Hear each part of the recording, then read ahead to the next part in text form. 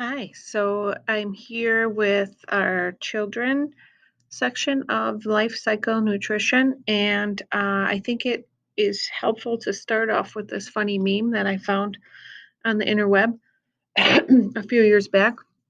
When we're dealing with children, it's important to keep in mind that we make sure your children's academic, emotional, psychological, mental, spiritual, physical, nutritional, social needs are met while being careful not to overstimulate, understimulate, improperly medicate, helicopter, or neglect them in a screen free, processed foods free, GMO free, negative energy free, plastic free, body positive, socially conscious, egalitarian, but also authoritative, nurturing but fostering of independence, gentle but not overly permissive, pesticide free, two-story, multilingual home, preferably in a cul-de-sac with a backyard and 1.5 sibling space at least 2 years apart for proper development. Also, don't forget the coconut oil.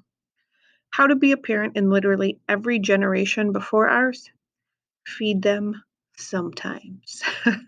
So, just to add a little humor into this week's lecture, there are certainly many ways that parents can get overwhelmed with the nutritional recommendations of their children, and not just nutritional, just any type of recommendations for their children. So, just like with breastfeeding versus bottle feeding, parents, moms, caregivers, we want to make sure that we're supportive and that we are offering the best evidence based advice, but also keeping in mind that there may be other people that have either physical, financial, cultural differences than what those evidence based practices are, and we need to respect that and encourage them to make choices, but not necessarily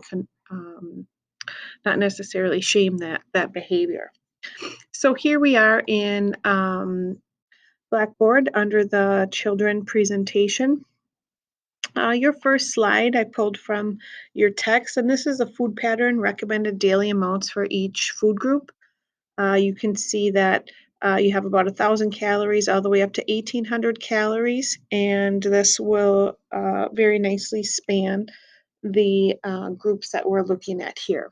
And there is a video on figuring calorie needs for children that is uploaded to your videos for this week as well, just specifically pulling out the math packet and talking about the math because it is a little involved. Great resources if you're ever doing a presentation or you just want more information. You can go to the My Plate Kids place, and there's a lot of information, different games, My Plate Champion, some activity sheets that you may use if you're working with this population, just a lot of really nice resources. So I just wanted to make sure that you knew that that resource was there. So nutrition during childhood, here we have, this is my middle daughter, Lucy, looking cute as ever when she was visiting her grandparents in Texas a few years ago. Um, what we're looking at in childhood, the fiber recommendations are proportional to energy intake, which makes sense when you think about what you learned from nutrition and dietetics. Remember, the DRI for fiber is 14 grams per 1,000 calories.